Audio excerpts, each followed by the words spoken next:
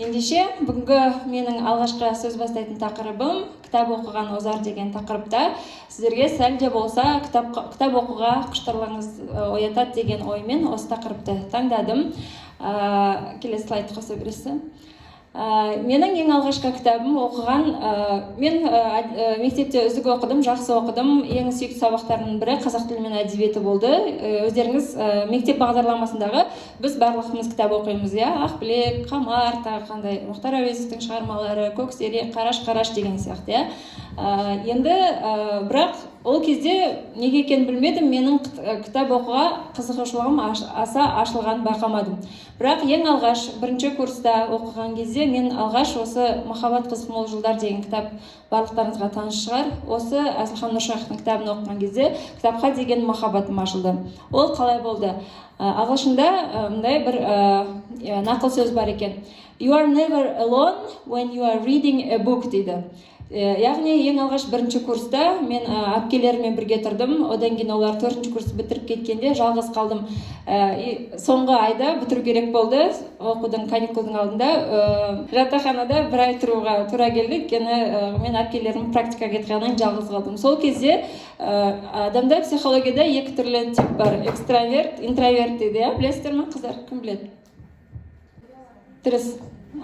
Яғни экстраверт адам, көпшіл адам, сөйлесіп, адамдармен қарым-қатынас жасаған жақсы көреді, өмірі қасында достары көп болады, жаңа жерге барса да тіл табысып, адамдармен тез достау болады. Мен көп қазірде көбінесе интровертпін. Ол көбінесе өзі жалғыз болғанды адамдармен бірден тіл табысып кетпейді.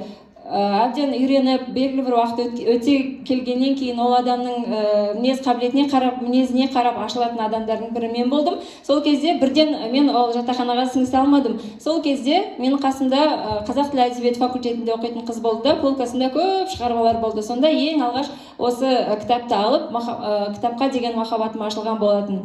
Келесі слайдты жібересіз. Яғни мен айтайын дегенім, адам, когда уақыты көп болған кезде, және де көрінген адамдармен араласып, немесе тиктокта отырып уақытын құртқанша, осындай кезде кітаппен дос болған өте күшті нәрсе. Мен сол кезде алғаш көзім жеткені сол болды.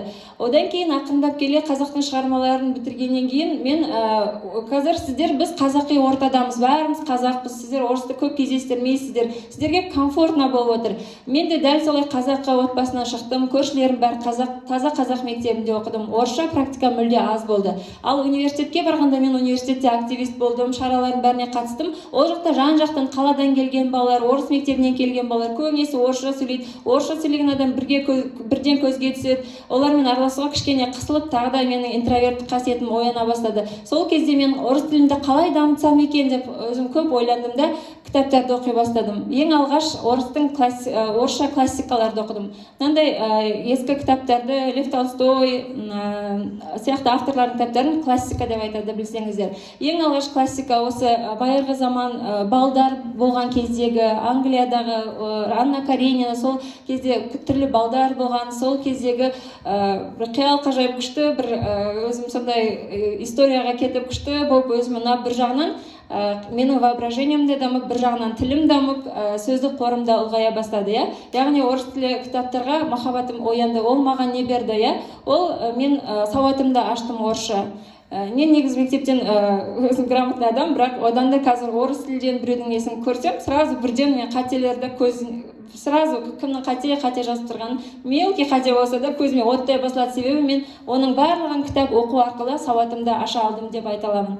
Және орысша еркін сөйлеуге дағдыландырды, және де менің сөздік қорымды дамытты. Және айтқандай заманға саяхат жасап, ескі заманға саяхат жасап, мен өзім дүние танымды кеңейте алдым. Келесі слайд. Және де адам өсіп өсе келе өмірде түрлі жағдайлар болады, өзін іздене бастайды, терең өзіне үңіле бастайды. Сол кезде психологиялық кітаптарды оқи бастадым. Және өзін-өзі дамытушы кітаптар. Көбінесе қазақ тілінде көп аударылмаған, аударылса да тілі өте қиын, түсініксіз, сол үшін оның барлығын орыс тілінде оқыдым. Бұл көрсетіп отырған бірнеше ғана, негізде мен өте көп кітаптар оқыдым. Мен 15.000 теңге баланың пособиясын алған кезде, соның 5.000 теңгесіне Михаил Лобковский «Не хочу и буду» деген кітабын алатын. Асыл қазына деген Талдықорғанда дүкен бар, сол жерге соңғы тиыныма барып, кейін ондай алған орнына мен осындай психологиялық кітаптар алып оқып дамитынмын. Және де оның пайдасын өздеріңіз білесіздер, иә. Адам біздің өмірде келген мақсатымызды не екенін мен шынымды айтсам сіздерге ақыл айтып жатқан жоқпын, өзім де недавно ғана білдім. Адамның өмірге келген мақсаты ол мына жерге жазып қойдым, иә. Үнемі адамды Homo sapiens дейді ғой. Біз саналы жаратқанбыз, біз жануарлар басқалардан қарағанда Алла тағала бізді саналы етіп жаратты. Сондағы мақсаты адам өмір бойы өлгенше өзін өзі жетілдіріп, өзін өзі іздеп, тауып, өсіп, өмірден сабақ алып өту керек екен. Және де адамдар көп бір жығылған нәрсесіне жығыла береді, қайталана береді. Ол значит, ол адам әлі өмірден сабақ алған жоқ. Не үшін оның басына қайтадан сол не кеп тиеді? Соққы кеп тиеді, өйткені ол сабақ алған жоқ, дамыған жоқ, өзгерген жоқ дегенді білдіреді. Сол үшін біз адамдар тек қана өзіміз күні бойы ұйықтап, тамақ ішіп, көңіл көтеріп үшін ғана өмірге келген жоқпыз. Біз ертең өлген кезде біздің артымыздан тонна мусор ғана қалады екен. Сол үшін біз саналы адамның артынан тек мусор ғана қалмасы үшін біз дамып өзімізді жетілдіру керекпіз. Содан келе мен өзім ағылшын маманы болғандықтан, ағылшын тілі мұғалімі болғандықтан, біртіндеп мен жаңағы көрсеткен Джейн Эйр, Гордость и предубеждение, Джейн Остиннің кітаптарын барлығын бірінші орысша оқығам. Сосын мен ағылшын маманым ғой, неғып мен орысша оқымасқа деп, ағылшынша оқымасқа деп, жаңа кітаптарды қайтадан ағылшынша перечитывать еттім. Мен бірақ ылғи да сатып алған жоқпын. Қазір электронды кітаптар пайда болды. Электронды кітаптар пайда болғанда мен мүлдем қуанышымда шек жоқ болды. Өйткені тегін интернетте миллион кітаптар оқимын деген адамға, түрлі жанрда. Мен жатып алып, осы ауылға ең алғаш келгенде де көп араласпадым ешкіммен. Сол кезде де мен күні бойы үйде жатып, балалар садикте электронды кітаптарды оқи беретім. Содан ағылшын тілінде кітаптар оқығандағы жазып қойдым, иә.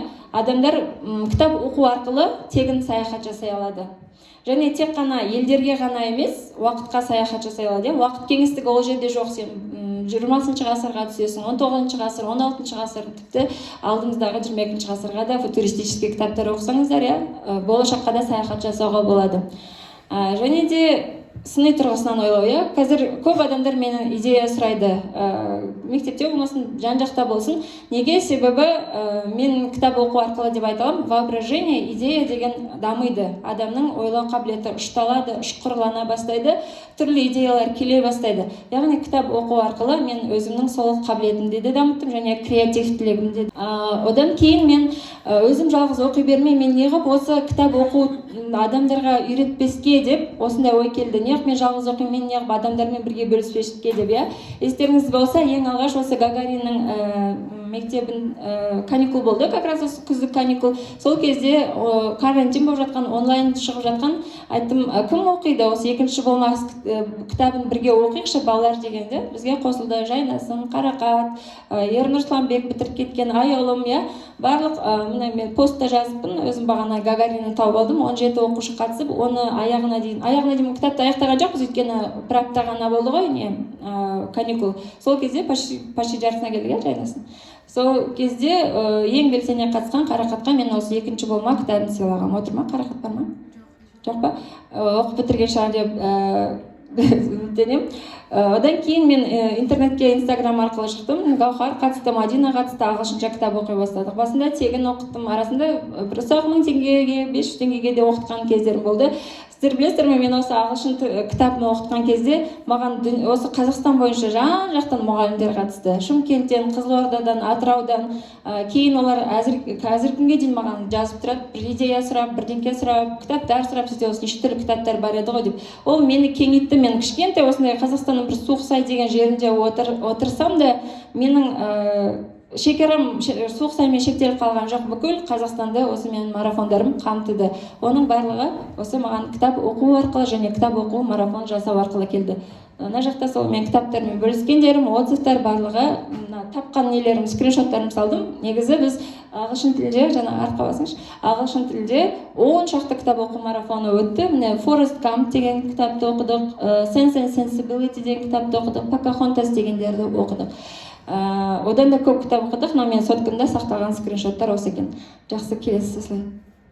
Және де осы кітап оқу марафондарын жүргізіп жатқан кезде маған облыстан ұсыныс түсті. Сіз осындай марафондар жүргізеді екенсіз, бізбен тәжірибемен бөлісіңізші деп, осы Алматы облыс бойынша білім басқармасынан ұсыныс түсіп, мен сол жерде өзім мұғалімдермен тәжірибемді бөлісіп, кітап оқу марафондарын қалай жүргізу керек деген тақырыпта спикер болып сөйледім. Сол кезде алғыс хатқа да ие болдым, иә. Және де осы тағы да бір неде модератор болдым, яғни бүкіл біз осы сияқты мұғалімдерді, ағылшын тіл мұғалімдерін жинап, ол кісілерге кітап оқыттық 1 ай бойы. Ағылшын тілінде 3 кітап оқыдып, мазмұнын сұрап сөйлетіп, ағылшында соны жүргіздік. Аудан бойынша, Алматы облыс бойынша 4 адам соны жүргіздік. Сол марафонды мұғалімдер арасында, соның ішінде мен модератор болдым. Яғни ұйымдастырушылардың бірі болып, соған да алған алғыс хатым осы болды. Келесі слайды бассаңыз. Ал енді мен жаңағы айтып өткен ойларымды қорыта келе, мен сіздер жаңағы ой түйіп, қандай бір кітаптың пайдасы жайында айта кетесіздер. Және де, может, сіздер уже оқып жүргенде шығарсыздар. Мен мысалы қызығушылығым кеш ашылды деп айтсам болады. Қазір сіздерде уақыт өте көп. Сіз сол көп уақыттың барлығын әлеуметтік желіде отырумен өткізіп жатсыздар. Мен қазір өкінетінім, әттең мен неге мектеп кезінде осы кітаптардың бәрін неге оқымадым? Әттең маған сол кезде айтатын бір адам болса ғой, Маржан, сенің уақытың көп қой, сен қазір бос жатсың ғой, пожалуйста, мына кітапты оқышы, жай қызық көрші деген сияқты біреу айтқанда ғой, сондай бір наставник болғанда ғой деп. Қазір мен сіздерге сол наставник мен болсам деймін. Қазір сіздердің уақыттарыңыз көп, кішкентай шағын болса да бір кітаптан алып бастасаңыздар деген ниетім бар. Және де жаңағы мен айтқан сөздерді қорытындап, кім кітап өзі оқып жүрген шығар, может, тәжірибесімен 1-2 қыз ойын айта кетсе. Немесе мына кітап оқудың пайдасы деп бос қалдырып қойдым, жаңа мен айттым ғой, сыни тұрғыдан ойлауымды дамытты, көп идеялар келе бастады, орыс тілін жақсы сөйлей алатын болдым деген сияқты. Және де тағы да бір күшті жері кітап оқың. Кез келген бір білімді адамдардың ортасына барсаң, сенде общий тема табылады. Лев Толстой ма, Анна Каренинаны мен де оқығам. Джейн Остин ба, Гордость и предубеждение, Маргарет Митчелл мен де оқығам. О, күшті ғой деп сразу күшті бір общий тема табамыз. Дейл Карнеги ма, оның психологиялық кітаптары өте күшті деген сияқты. Сен кез келген жерде дос таба аласың. Және жай ғана дос емес, өте білімді, интеллектуальны адамдармен күшті қарым-қатынас жасай аласың. Орысша айтқанда, это, знаете, очень круто. Және де қыздар, давайте открыто болайық, 1-2 немізді айтайық, ойымызды айтайық. Тамиристі айта қойшы. Мен айтқанымнан просто не түсіндің қысқаша. Бірінші, біз кітап оқуымыз керек. Кітап біздің білімімізді арта береді. Разговор с матерью, психологические кітаптар оқыдым. Осы жақында ағылшынша кітап бастадым. Және мен оны переводтап, қазір ағылшынша оқыдым. Өте керемет, күшті. Және сөзімді қорытындылай келе, жаңа айттым ғой, кітап оқыған сіздерге өте көп артықшылықтар, оның өте плюсы өте көп. Жай ғана сөзді қорды дамыту, одан бөлек күшті возможностьтар береді.